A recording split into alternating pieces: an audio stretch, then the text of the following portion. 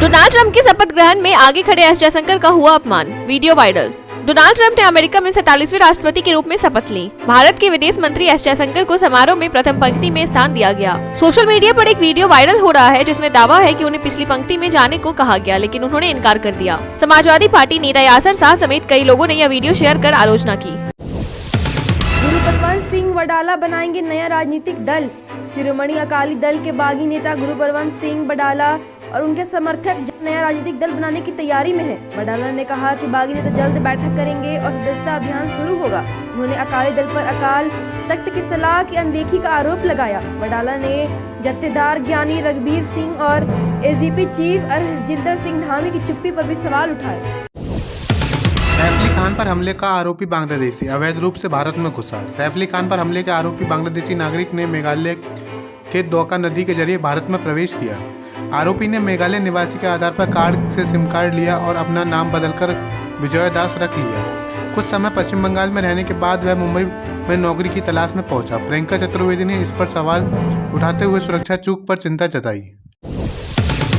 Bombay high court ने ED पर लगाया 1 लाख रुपए का जुर्माना। बम्बई उच्च न्यायालय ने रियल एस्टेट कारोबारी राकेश जैन के खिलाफ बिना सोचे समझे धन शोधन जांच शुरू करने पर ईडी पर 1 लाख रुपए का जुर्माना लगाया। जस्टिस मिलिंद जाधव ने कहा कि केंद्रीय एजेंसियों को कानून के दायरे में काम करना चाहिए और नागरिकों को परेशान करने से बचना चाहिए। कोर्ट ने ईडी की शिकायत के आधार पर जारी समन को रद्द करते हुए एजेंसियों को कड़ा संदेश देने की बात कही।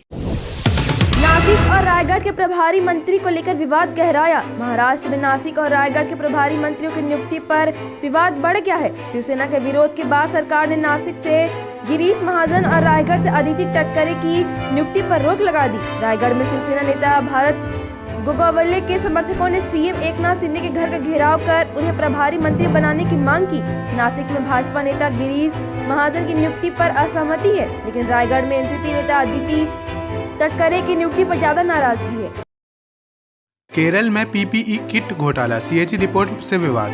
सीएजी की रिपोर्ट में कोरोना महामारी के दौरान केरल में पीपीई किट की खरीदने में घोटाले का खुलासा किया है। रिपोर्ट के मुताबिक मुख्यमंत्री पिनराई विजयन की सरकार ने खरीद में अनियमितता करते हुए सैन फार्मा कंपनी को ऊंची दरों पर अनुबंधन दिया और 10.23 करोड़ रुपए अतिरिक्त खर्च किए। विपक्षी पार्टियों ने सरकार पर जमकर निशाना साधा है। मार्च 2020 के KMSCL को कोविड-19 से जुड़ी सामग्री की खरीद के लिए विशेष मंजूरी दी गई थी। डोनाल्ड ट्रंप की शपथ ग्रहण के बाद हुई भारत अमेरिका द्विपक्षीय बैठक। अमेरिकी राष्ट्रपति डोनाल्ड ट्रंप के 47वें राष्ट्रपति के रूप में शपथ ग्रहण के बाद अमेरिकी विदेश मंत्री मार्को रूबियो और राष्ट्रीय सुरक्षा सलाहकार माइक वाल्ज ने भारत के विदेश मंत्री एस जयशंकर से वाशिंगटन में पहली द्विपक्षीय बैठक की। बैठक में भारत अमेरिका रणनीतिक साझेदारी पर विस्तृत चर्चा हुई। इसके बाद क्वाड मंत्री स्तरीय बैठक भी आयोजित हुई। भारत की राजदूत वीना क्वात्रा ने भी इस चर्चा में भाग लिया। महाकुंभ की व्यवस्था से गदगद हुई सुधा मूर्ति, 3 दिनों तक करेंगे स्नान। राज्यसभा सांसद और समाज सेवी सुधा मूर्ति ने उत्तर प्रदेश के प्रयागराज में चल रहे महाकुंभ मेले में हिस्सा लिया और त्रिवेणी संगम में पवित्र स्नान किया। इस दौरान उन्होंने तर्पण कर अपने पूर्वजों को श्रद्धांजलि अर्पित की। उन्होंने 3 दिनों तक संगम में स्नान करने का संकल्प लिया है। महाकुंभ में की गई व्यवस्था के लिए उन्होंने मुख्यमंत्री योगी आदित्यनाथ की सराहना की और अपने परिवार की धार्मिक परंपराओं को भी साझा किया। महाकुंभ में कैबिनेट की बैठक पर अखिलेश का योगी सरकार पर तीखा हमला।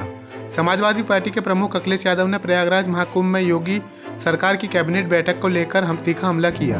उन्होंने कहा कि कुंभ कोई राजनीतिक जगह नहीं है जहां राजनीतिक फैसले लिए जाएं। अखिलेश ने आरोप लगाया कि योगी सरकार महाकुंभ को राजनीतिक संदेश देने का साधन बनाना चाहती है। उन्होंने यह भी कहा कि समाजवादी पार्टी के लोग कुंभ में श्रद्धा रखते हैं, लेकिन उन्होंने इस पर सार्वजनिक रूप से कोई बयान नहीं दिया।